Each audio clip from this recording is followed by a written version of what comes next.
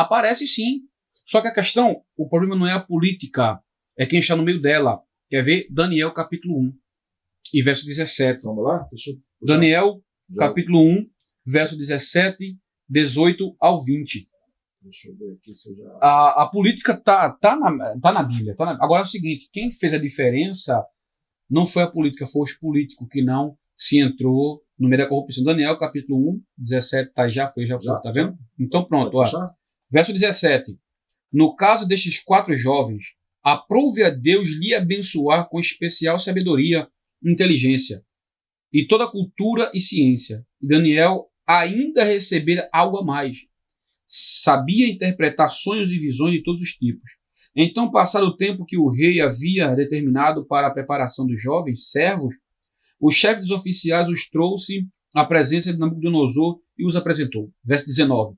O rei conversou com eles e não encontrou ninguém que se comparasse a Daniel, de modo que eles passaram a servir o rei.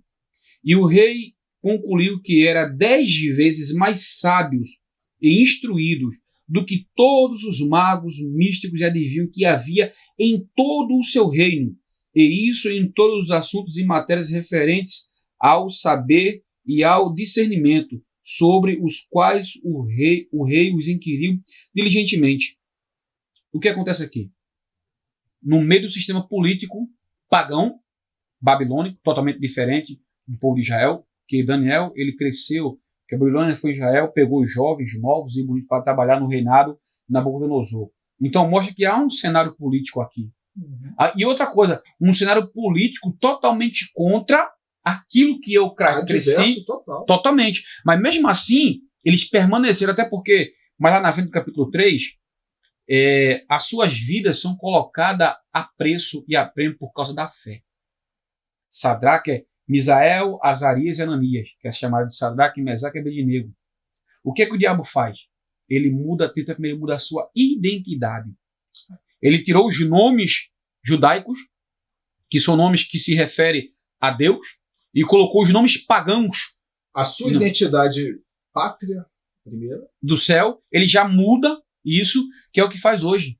Muito político cristão muda de identidade. Ele era crente em uma coisa, hoje ele é totalmente diferente.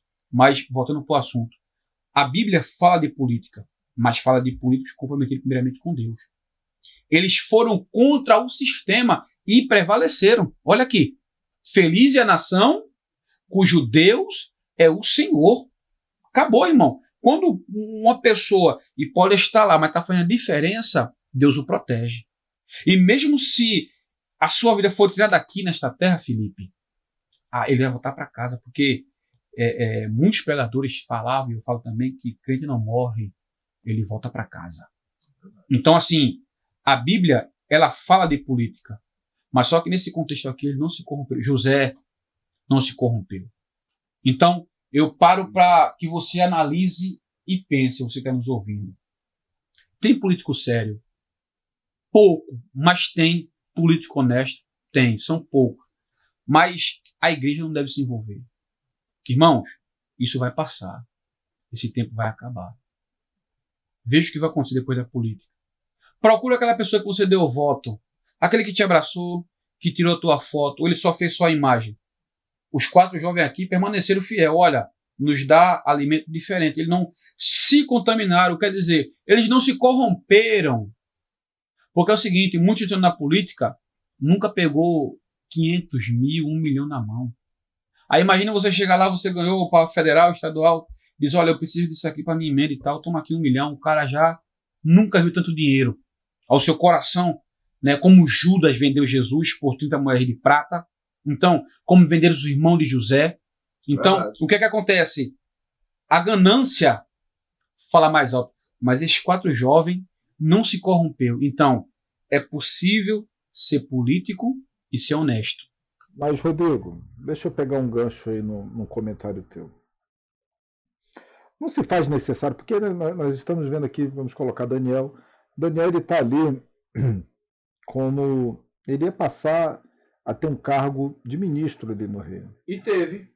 Sim, mas ele estava sendo preparado. Então, quando vai alimentar ele vários e anos. tal, alimenta ele com. Você sabe que teve um preparo muito Instruindo grande na lei babilônica. na língua e tal, come os manjares do rei. Então, o intuito era que Daniel ficasse tão próximo. Desconstruir tudo aquilo que ele aprendeu no passado. Pois é. Mas o que te faz ter sucesso é a presença de Deus. Sim. Uma vez alcançado o sucesso, e seja sucesso na carreira política, porque tem políticos de carreira, tem pessoas que são cristãs, mas não foram chamados para o ministério, por exemplo. São membros, fazem parte do corpo e tal, tem membresia. Talvez algum cargo na igreja, mas não um cargo de liderança ou um cargo administrativo na igreja, porque a sua chamada é uma chamada secular, como tem médico, engenheiro e por aí vai. Agora, o que te faz ter sucesso em qualquer área da vida profissional, em qualquer área da tua vida, seja ela familiar, profissional, que seja, uma vez que você crê em Deus, uma vez que você tem Deus como o pilar de todas as coisas da sua vida, então o que eu entendo é que o que me leva a ter sucesso é a presença de Deus na minha vida. E uma vez que eu tenho sucesso, eu desconstruo Deus na minha vida, que foi isso que aconteceu. Vamos alimentá-lo com os manjares do rei, ensiná-lo outra língua e tal. Ora, se Daniel era vistoso porque tinha a presença de Deus, uma vez que ele se destituísse da presença de Deus, ele fracassaria. Diz. Porque quando a pessoa vira um parlamentar, ele tem que estar em Brasília, ele passa a morar em Brasília, né, os federais, deputados federais, e o seu tempo começa a ficar escasso, porque é muito trabalho, porque político realmente ele trabalha muito na burocracia e produz pouco, porque depende de outros partidos, outros políticos. Então, o que acontece? Daniel e os quatro estavam envolvidos em Babilônia, mas eles nunca se esqueceram do seu Deus. Você pode estar onde você estiver, que não pode esquecer do seu Deus. Até porque a fé de Daniel em Deus o levou na cova dos leões, porque a Bíblia vai dizer que Daniel orava como costumava. Então, salvou os 3 da fornalha. Então, assim, a minha fé prevaleceu. Aonde eu estiver, ali, aquele cara é cristão. Prevaleceu, mas como cristão. Mas aí é onde entra o meu ponto. Não seria necessário, nesse momento, a gente está vivendo um momento de crise mundial. O Brasil, as pessoas deveriam pesquisar mais, em comparação a outros países, que não tá bom para ninguém. Tá difícil. Não tá bom para ninguém. Dá uma olhadinha na Argentina, como é que o negócio tá feio lá. Mas o Brasil está se sobressaindo, graças a Deus. Graças a Deus. Mas sabe por quê? É a mão de Deus, eu creio que seja. É a mão de Deus. Feliz é a nação cujo Deus é o Senhor. As pessoas pensam que porque é o presidente. Não é só ele, não. Tem igrejas orando pelo Brasil. Tem igrejas orando pelo o trabalho do Brasil, pela riqueza do Brasil, pelo comércio do Brasil, pelos parlamentares do Brasil. Então, há a mão de Deus sobre o parlamento brasileiro. Outra coisa, Felipe, as pessoas pensam que está no poder STF, STJ, o Supremo Tribunal. Meu irmão, quem está no comando de tudo ainda é Jeová. Não tem. Deus ele deixa o ser humano e. Tem alguma autoridade que não venha dele? Não, mas nada foge do controle de Deus. Ele está no comando de tudo. Mas tem que deixar a natureza seguir. Deixar a rapaziada cortar, como se diz. Rodrigo, um gerente de supermercado que botou ele foi Deus. Acabou. Sem dúvida. Não há autoridade sem Deus. Agora eu vou te fazer a pergunta. Mas nem tudo Deus está agindo, porque aí seria. Aí entra na questão de não, porque tudo é determinado por Deus. Não, irmão.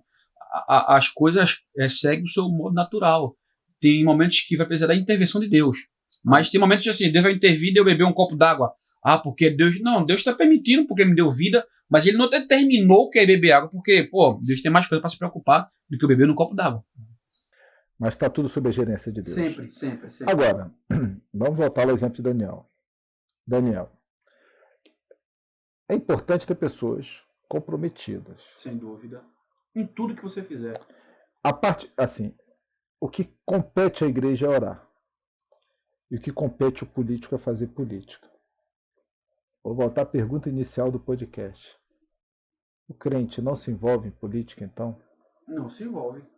Eu falei, o crente sim, a igreja não. Porque a partir do momento... Vou refazer a pergunta. Vamos colocar assim. Crente político e o político crente. Só para a gente tirar... Porque senão Existe o político de carreira que ele pode ser cristão Sim. e se manter Íntegro. íntegro.